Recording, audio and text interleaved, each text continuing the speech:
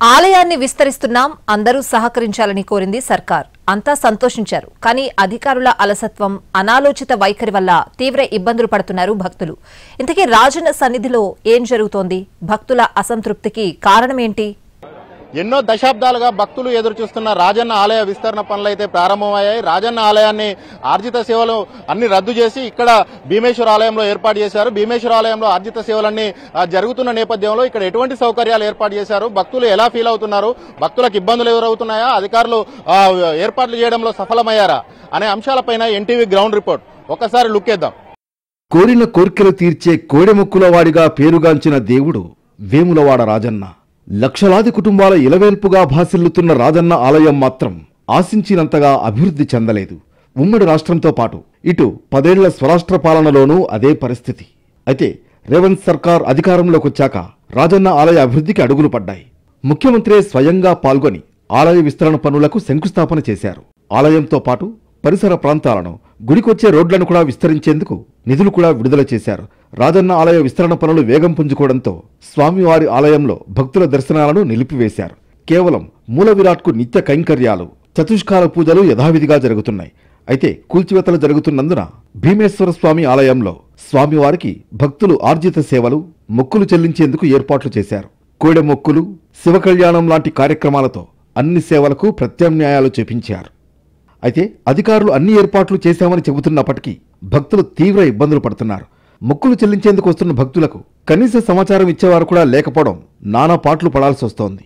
ఆలయ విస్తరణ పనులు అయితే వేగంగా సాగుతా ఉన్నాయి. ఒకవైపు నిర్మాణాల కూల్చివేత కావచ్చు, ఇవన్నీ జరుగుతున్న నేపథ్యంలో ఇక్కడ భీమేశ్వర ఆలయంలో అయితే ఏర్పాట్లను చేశారు. భీమేశ్వర ఆలయంలో ఆర్జిత సేవలు, కోడెను కట్టడం లాంటి కార్యక్రమాలు కావచ్చు, కళ్యాణం కావచ్చు, ఇతర ఆర్జిత సేవలన్నీ కూడా భీమేశ్వర ఆలయంలో ఏర్పాటు చేసిన పరిస్థితి కనబడుతూ ఉన్నాయి. మనం విజువల్లో చూస్తా ఉన్నాం భక్తుల రద్దీని. ఇక్కడ కొంతమంది భక్తులు ఉన్నారు, వాళ్ళని అడిగి తెలుసుకుందాం ఎటువంటి సౌకర్యాలు ఉన్నాయి, భక్తులు ఎలా ఫీల్ అవుతున్నారని. బ్రదర్ చెప్పండి, సౌకర్యాలు ఎట్లా ఉన్నాయి? ఇక్కడ సౌకర్యాలు మాత్రం మనకు అర్థం కాకుండా ఉన్నాయి. ఎవరిని ఎక్కడ ఏది కూడా అర్థమవుతా లేదు. సరే, విస్తరణ పనులు మన అందరికీ సంతోషం. కానీ ఎక్కడ కోడేం కట్టాలి, ఎక్కడ శివ కళ్యాణం చేసుకోవాలి, ఏడ గుండు కొట్టించుకోవాలి అనేది చెప్పేటోళ్ళు ఎవరు లేరు. కనీసం వాటర్ ఫెసిలిటీస్ కూడా లేదు.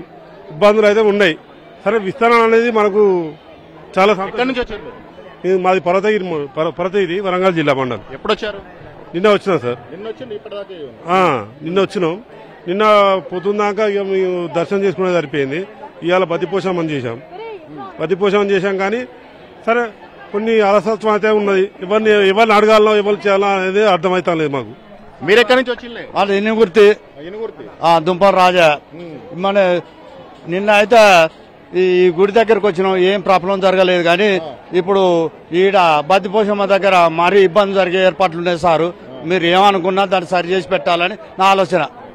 మీరు ఎక్కడి నుంచి వచ్చారు? వరంగల్ శివనగర్ నుంచి వచ్చారు.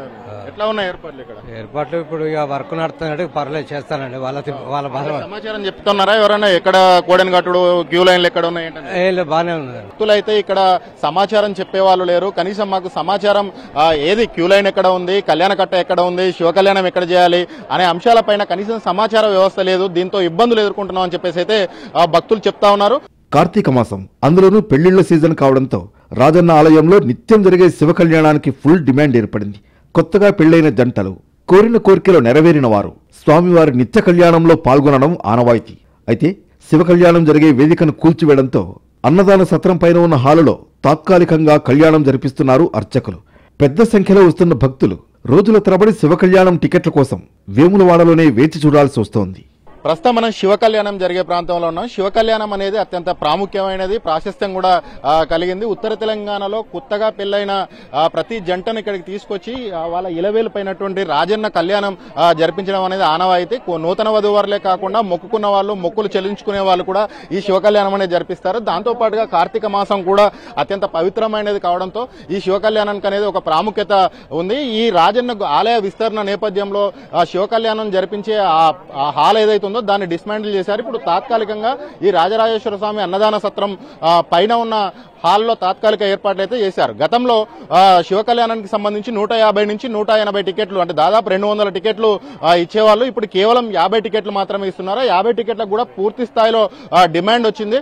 వచ్చిన ఈ డిమాండ్ నేపథ్యంలో రోజుల తరబడి ఇక్కడ శివ కళ్యాణం జరిపించి నూతన జంటలను రాజన్న ఆశీర్వాదం ఇప్పించి తీసుకెళ్లాలనుకునే కుటుంబాలు ఇక్కడ రోజుల తరబడి వెయిట్ చేస్తున్న సిచ్యువేషన్ ఉంది. మనతో పాటు ఇక్కడ కొంతమంది భక్తులు ఉన్నారు. వాళ్ళు ఎప్పుడు వచ్చారు ఏంటనేది వాళ్ళ మాటల్లో తెలుసుకుందాం.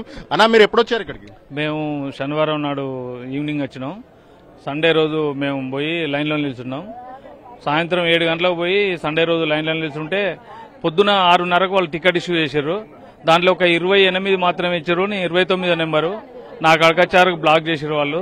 మిగతా 60 టికెట్లు నేను 86 టికెట్స్ ఇష్యూ అయినాయి సండే రోజు.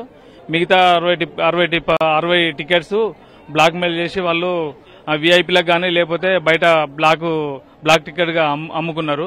దాంట్లో మళ్ళా నిన్న సాయంత్రం 7 గంటలకు పోయి కూర్చొని ఇవాళ పొద్దున 6:30కు మేము టికెట్ కొనుక్కోవడం జరిగింది.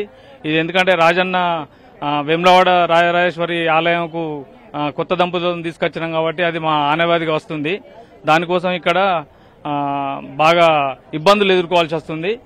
దానివల్ల శివ కళ్యాణానికి సంబంధించి 2 రోజుల పాటు లైన్లో నిలబడ్డాం. వేములవాడలో ప్రస్తుతం అయితే మనం చూసినట్టయితే 10 డిగ్రీల కంటే 10 డిగ్రీలకు కనిష్ట స్థాయిలో ఉష్ణోగ్రతలు పడిపోయాయి. ఎముకలు కొరికే చలి అనేది ఉంది. ఎముకలు కొరికే చలిలో గంటల తరబడి అంటే ఒక రాత్రంతా లైన్లో నిలబడి మేము టికెట్ల కోసం వేచి చూసాం. మొత్తం టికెట్లు కూడా దాదాపు 80 టికెట్లు ఇస్తామని బయటకు చెప్తున్నప్పటికీ 50 టికెట్లు కూడా ఇవ్వడం లేదని చెప్పి భక్తులైతే ఆరోపిస్తున్నారు. మరో భక్తురాలు ఆవినాడు తెలుసుకుందాం. అమ్మ, ఎక్కడి నుంచి వచ్చారు? వరంగల్ అవతల నర్సంపేట దగ్గర ఉప్పరపల్లి నుంచి వచ్చారు. మొన్న ఆదివారం నాడు వచ్చినాం సార్.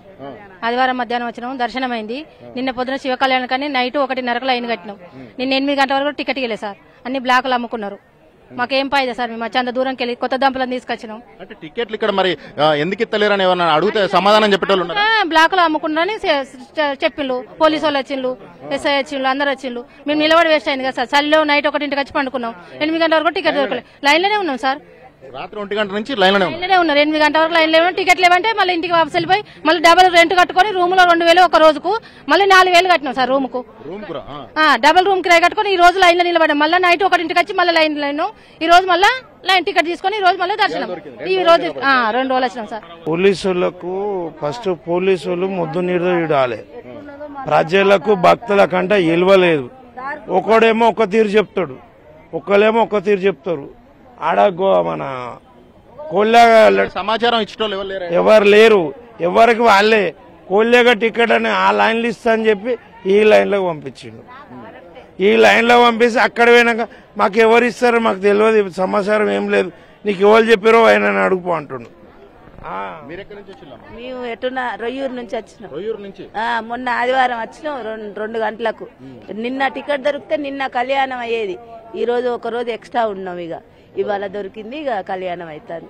2 రోజులు ఎక్స్ట్రా ఉన్నారు మరి ఇక దేవుని దగ్గర రూమ్లకు 1000 రూపాయలు అదనంగా చెల్లించి అంటే దేవస్థానం సంబంధించిన రూమ్లను కూడా కొన్ని సత్రాలను అయితే డిస్మాండిల్ చేశారు. ఒకటే సత్రం మిగిలి ఉండడంతో ప్రైవేట్ రూమ్లనే ఆశ్రయించాల్సిన పరిస్థితి వస్తా ఉన్నది. మరోవైపు ఆ రెంట్ అదనంగా పడుతుంది. ఇక్కడ టికెట్ల కోసం ఒక రాత్రంతా ఎముకలు కొరికే చలిలో మేము వేచి చూస్తున్నాం. ప్రత్యామ్నాయ ఏర్పాట్లు చేయాలి, ఒక విశాలమైన వేదికను ఇక్కడ ఉంచాలి. ఈ అధికారులు సేవలు చేయడంలో, అధికారులు ఈ ఆర్జిత సేవలను నిర్వహించడంలో విఫలమయ్యారని చెప్పేసి అయితే భక్తులు ఆరోపిస్తా ఉన్నారు. అటు క్యూలైన్ల వద్ద, ఇటు బద్దిపోచమ్మ వద్ద, శివ కళ్యాణం జరిగే చోట ఇలా వేములవాడలో అడుగుపెట్టిన దగ్గర నుంచి భక్తులు ఇబ్బందులు పడుతూనే ఉన్నారు. ఎముకలు కొరికే చలిలో మొక్కులు చెల్లించేందుకు పడిగాపులు పడుతున్నారు. మరోవైపు అధికారులేమో అన్ని ఏర్పాట్లు చేశామని చెబుతున్నారు. పెద్ద ఆలయం రాజన్న ఆలయ విస్తరణలో భాగంగా వారందరూ సహకరిస్తూ మనము 2 విధాలుగా భక్తులకు మనం ఫెసిలిటేట్ చేస్తున్నాము. ఎక్కడంటే మనం ఒకటి మేక్ షిఫ్ట్ దగ్గర, రెండోది భీమన్న ఆలయము, తర్వాత బద్దిపోచమ్మ ఆలయము, ఇవన్నీ ఉన్నాయి.